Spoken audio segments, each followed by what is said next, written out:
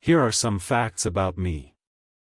My son was so miserable that he couldn't even kill himself. My wife committed suicide after an argument with me. My alcoholic father abused me and my mother. My first wife died after only a year of living together. All facts are truth. I am Joseph Stalin, the leader of the Soviet Union from the mid-1920s until my death in 1953, known for transforming the USSR into a major world power through rapid industrialization and for my role in World War II, but also for my authoritarian rule and the repressive policies that caused immense suffering. I am ashamed of some things, and some things almost destroyed me. However, it is an integral part of my life. It proves that famous people have the same problems and life challenges as everyone else. Now all about it in more detail. Section 1. My alcoholic father abused me and my mother. Childhood, a time meant for innocence and discovery, but for me, it was a crucible of pain. My early years were not a sanctuary of learning and laughter, but a battlefield. The enemy was not foreign or distant, it was my own blood, my own father. My father, Vissarion Jugashvili, was a cobbler in Gori, Georgia. By trade, he mended shoes, but at home, his soul seemed mended by nothing. Vissarion, or Besso, as people called him, was a man consumed by drink and bitterness. His anger erupted unpredictably, and his fists followed with little provocation. His cruelty knew no bounds, leaving scars both physical and emotional on my mother, my small frame, and our home. For my mother, Ketavan Kiki Jalad's, life was a ceaseless struggle to shield me from his wrath. She endured more than I can describe, often standing between him and me, her small body serving as a fragile barrier against his unrelenting fury. Her strength, though quiet and selfless, was my earliest memory of resilience. It was she who, against all odds, gave me the will to rise above despair. There was no moment that defined my childhood as much as the nights Besso would stagger home, drunk and belligerent. On one such night, I remember his rage exploding into violence. He struck me across the face so hard that I fell, the metallic taste of blood filling my mouth. I was only a boy, but I felt something shift inside me, a resolve to never let anyone have such power over me again. From that moment, the idea of dominance, control, and survival became central to my being. Besso's abuse didn't just hurt physically, it also broke the fragile bonds of trust that might have existed between a child and a parent. He didn't merely wield violence, he infused our home with fear. His anger extended beyond fists and words. He sold the little comforts we had, drank away our meager earnings, and left my mother and me to scrape together a life from the barest resources. But Kiki refused to let his destruction define my future. Despite our poverty, she ensured that I had an education. She was deeply religious and believed that I was destined for greater things. She worked tirelessly, sometimes taking in washing or cleaning, to ensure I could attend the local church school. There, I excelled, learning to read and write. My mother often said, "You will become something great, my so-so." Her belief in me was a small light in the darkness of those years. As for Besso, his downward spiral continued. Eventually, he abandoned us altogether, leaving us to fend for ourselves. Though his departure was a relief in many ways, it left us in dire poverty. Yet it was also an opportunity, a chance for my mother and me to rebuild our lives without his oppressive shadow looming over us. Education became my escape. At the church school, I excelled in subjects like theology and poetry. I was particularly drawn to stories of heroes and revolutionaries, individuals who rose above their circumstances to change the world. Perhaps it was a subconscious reaction to my father's tyranny, an urge to fight against the forces that sought to control or suppress me. But the wounds left by Besso were not easily healed. His cruelty shaped my worldview. It taught me that power could be both a weapon and a shield.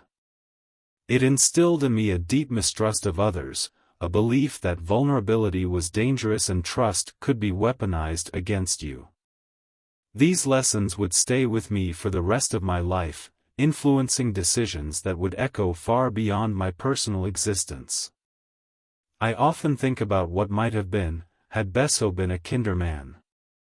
If he had been a loving father, would I have grown into someone different? Would I have carried less anger, less need to dominate and control? These are questions that linger in my mind, but I know they have no answer. Life, as I have learned, is not built on what-ifs. It is built on the choices we make within the confines of what we are given. The years of my youth were marked by struggle, not only with my father's tyranny but with the harsh realities of poverty and survival. Yet, they were also years of learning, of observing human nature, and of beginning to understand the structures of power that governed the world around me. When people look at the man I became, they often focus on the power I held and the choices I made. Few consider the boy I was, the boy forged in the fires of a brutal household. My father's fists may have beaten me, but they also steeled me. His abandonment may have left us destitute, but it also forced me to find strength within myself and my mother's unwavering resolve. The lessons I learned in those formative years were harsh, but they were also indelible. They taught me that survival depends on strength, that trust is a risk, and that control is the only true security. I do not say this to excuse what I became or the choices I made later in life, but to explain them. My childhood shaped me in ways I am still coming to understand, even now. So when you judge me, as history undoubtedly will, remember this: even the hardest steel is forged in the hottest fire. My fire was my father, my childhood, and the struggles that marked every step of my early years. They shaped me into a fortress, unyielding, self-reliant, and, at times, impenetrable. But like any fortress, the cracks of my youth still run deep within its walls, a reminder that even the strongest among us are shaped by the wounds we carry. Section 2. My first wife died after only a year of living together. There was a time, long ago, when I was not the man history remembers. I was not the hardened figure of resolve and unrelenting will. Once, I laughed freely, loved deeply, and allowed the world to touch my heart. That was before the shadows consumed me. Before Cato left me. Ekaterina Svanidze, or Cato, as everyone called her, was my first wife. She was not only my partner but also my sanctuary. Born into a modest Georgian family, she embodied all that was good and pure in a world often tainted by ambition and brutality. Her presence was a reprieve from the struggles of revolution and the relentless pursuit of ideals that defined my life at the time. We married in 1906, in the midst of political chaos. I was already deeply entrenched in the revolutionary underground, organizing workers and evading the authorities. Our lives were marked by poverty and uncertainty, yet Cato's love brought warmth and stability. For the brief time we shared, she offered me something I had never truly known: peace. But life is rarely kind to those who dare to hope for happiness. In 1907, typhus struck. It came swiftly, and there was little we could do. Medicine was scarce, and her condition worsened rapidly. I watched helplessly as the illness drained the life from her, her once bright eyes dimming with each passing day. She died that same year, just a year after our wedding. I remember her funeral vividly. She was buried in Tiflis, modern-day Tbilisi, in a small cemetery where the air was heavy with grief. I stood by her grave, surrounded by friends and family, unable to cry. I was numb, shattered by a loss that words could not describe. They say I whispered something that day, something that has followed me like an echo ever since. This creature softened my heart of stone. When she died, all that remained was stone. I cannot confirm if I said those exact words, but the sentiment was true. Cato had been the only person to reach the softer, more human side of me, a side I buried with her. Her death marked a turning point in my life. Grief has a way of transforming people, and for me, it solidified a resolve I didn't know I possessed. Some say I became colder, more ruthless. Perhaps they are right. When you lose the person who anchors you, the person who reminds you of the value of love and gentleness, it becomes easier to turn away from those ideals altogether. Cato and I had a son, Yakov, who was only an infant when she died. I struggled to care for him, torn as I was between my revolutionary activities and the demands of fatherhood. In truth, I was ill-equipped to raise a child alone. I entrusted Yakov to the care of Cato's family, believing they could provide him with the stability I could not. My relationship with Yakov remained strained throughout his life, a testament to the emotional toll of losing Cato. Her death left a scar on my soul, one that never truly healed. It shaped the way I viewed the world and the people in it. I became more focused on my work, pouring my grief into the revolutionary cause. I convinced myself that personal attachments were a weakness, a distraction from the larger battles I needed to fight. When people speak of my unyielding resolve, my capacity for ruthlessness, they rarely understand the personal loss that forged those traits. It was not ambition alone that drove me, it was pain. Losing Cato stripped away my ability to trust in the gentler aspects of life. Love became a distant memory, replaced by a singular focus on survival and control.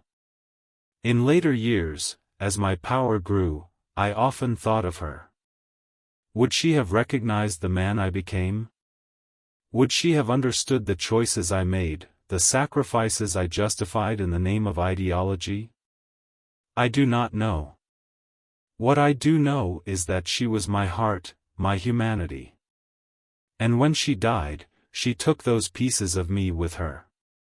Cato, my dearest Cato, you were my light in a dark and unforgiving world. Your absence left me hollow, a man of ambition but without the warmth to temper it. If there is one truth I can offer to history, it is this: before I became who I am, I loved deeply. And in losing you, I lost the part of myself that might have been kind. Section 3, my son was so miserable that he couldn't even kill himself. Yakov. My Yakov. He was my firstborn, my flesh and blood, the son of my youth, and the living connection to Cato, his mother, who left us both far too soon. When I think of him, it is in moments of solitude, away from the weight of power and the judgment of history. Because in the quiet of those moments, I confront a truth that I rarely speak aloud: I failed him. As a father, I failed him deeply. Yakov was born in 1907, mere months before Cato's death. Her passing left an indelible mark on both of us. I, consumed by grief and revolutionary fervor, threw myself into my work, leaving little time for the child she had left behind. He was sent to live with Cato's family, who cared for him in the early years of his life while I continued to evade the authorities and pursue my political goals. It was not the upbringing of a boy who might one day need a father's love, but it was the only path I knew. As Yakov grew, so did the distance between us, not just physical but emotional. He was not like me. He was soft-spoken, gentle, introspective, a contrast to the hardened, unyielding persona I had cultivated out of necessity. I interpreted these traits as weaknesses in a world I believed to be ruthless. My love for Yakov was real, but it was expressed in the form of demands and expectations. I believed that harshness would prepare him for the trials of life. The cracks in our relationship became evident as he matured. In his late teens, he fell in love with a Jewish girl named Zinaida, and they planned to marry. I disapproved, seeing it as a distraction for a young man who needed to focus on discipline and strength. When their relationship ended, Yakov was devastated. In his despair, he attempted to take his own life, shooting himself in the chest. By some twist of fate, he survived. When I was informed of the incident, I made a remark that would haunt me for years: "He can't even shoot straight." It was said in anger, in frustration, perhaps even in fear. I had no time for vulnerability, not even my son's. But those words were cruel, and they left a scar. I told myself that such callousness was necessary to instill resilience, but I see now that it only deepened his isolation. As Yakov entered adulthood, our relationship remained strained. He joined the Red Army, seeking his own path and perhaps an escape from the shadow I cast over his life. Then came the Second World War, a conflict that would consume millions of lives, including his. In 1941, during the Battle of Smolensk, Yakov was captured by the Germans. He became a prisoner of war, held at a camp alongside thousands of others. The Germans, recognizing his significance as my son, attempted to use him as a bargaining chip. They offered to exchange Yakov for a German officer, Friedrich Paulus, who had been captured after the Battle of Stalingrad. I refused. The decision was not an easy one, but it was clear in my mind. To trade Yakov for a German officer would have undermined the principles of equality and sacrifice that I demanded of the Soviet people. Millions of Soviet soldiers had died, their families enduring unimaginable grief. How could I justify treating my son's life as more valuable than theirs? I convinced myself that this was the right choice, the only choice. But it was a choice that tore at my soul. Yakov's captivity ended in tragedy. In 1943, he died in the Sachsenhausen concentration camp. The official account claims that he threw himself against an electrified fence, choosing death over the humiliation of captivity. Whether this is true, I cannot say for certain. What I do know is that I lost my son, a loss I cannot blame entirely on war or circumstance. I was a part of it, from the beginning. For all my power, for all my influence over nations and history, I could not save him. Worse, I did not save him. The bond between father and son, already fragile, was tested by the choices I made as a leader and as a man. And I failed. The world knows me as Stalin, the architect of victories, the leader of the Soviet Union, the man who shaped an era. But in the quiet moments, when the titles and the accolades fall away, I am only a father. A father who lost his son. A father who wonders if things might have been different, had he been less hardened, less distant, less consumed by the pursuit of power and ideals. History will judge me as it sees fit. Perhaps it will focus on my successes, or perhaps it will condemn my failures. But tonight, as I think of Yakov, I judge myself not as a leader but as a father. And by that measure, there is no redemption for me. Section 4. My wife committed suicide after an argument with me. Nadezhda Aliliyeva, Nadia. She was not just my wife, she was my equal in many ways, the daughter of revolutionaries who shared my commitment to the cause and my disdain for the old world. But she was also her own person, fiercely independent, deeply intelligent, and unafraid to voice her opinions, no matter how sharp or unwelcome they might be. Perhaps that is what drew me to her in the first place, her strength, her audacity to challenge me in ways no one else dared. We married in 1919. She was just 18 years old, a young woman stepping into a world of revolution and turmoil, while I was already a hardened Bolshevik, nearly 20 years her senior. Ours was a union of passion and politics, born in the crucible of upheaval. For a time, there was happiness. We shared moments of tenderness, and she bore me 2 children, Vasily in 1921 and Svetlana in 1926. But the life we built was not one of domestic bliss, it was a life shaped by the demands of the revolution and the heavy burdens of power. Nadia was no mere figurehead in my life.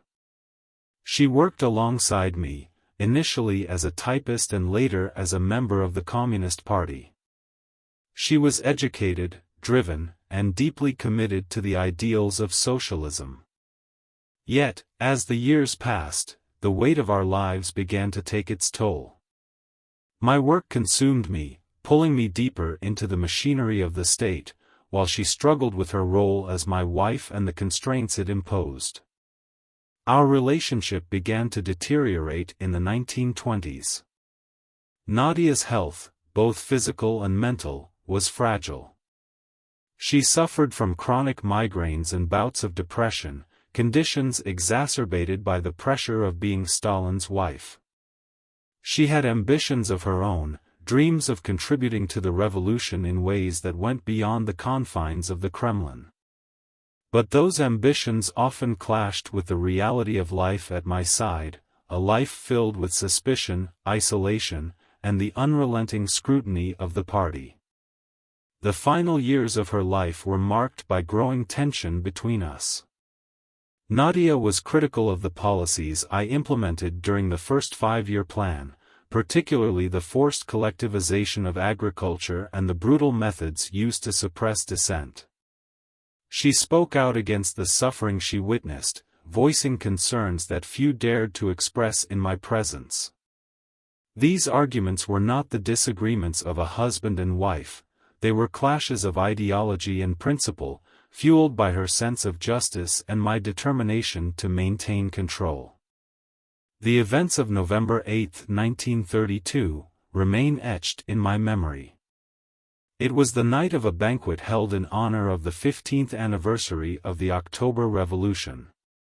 Nadia and I argued openly during the gathering, a rare public display of discord that shocked those present. She accused me of cruelty, of being disconnected from the suffering of the people. I dismissed her concerns, mocking her in front of our comrades. It was a moment of humiliation for her, one I regret deeply. Later that evening, she retreated to her room. I did not follow. I was too proud, too consumed by my own anger and the demands of the state to consider the depth of her despair. When they found her the next morning, she was dead, a pistol by her side. The official report stated it was suicide, though rumors and conspiracies would swirl around her death for decades. In the days that followed, I buried my grief beneath a mask of composure. To the world, I remained Stalin, the unyielding leader of the Soviet Union. But inside, I was shattered. Nadia's death was a wound that never healed. She was the one person who had seen through the layers of my persona, who had dared to confront the man behind the power.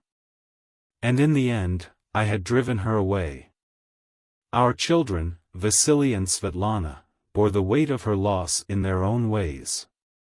Vasily became reckless, struggling with alcoholism and the expectations placed upon him as my son. Svetlana, too, carried the scars of her mother's absence, seeking love and stability in a life overshadowed by her father's legacy. I see her pain, even now, and I know it is another consequence of my failings.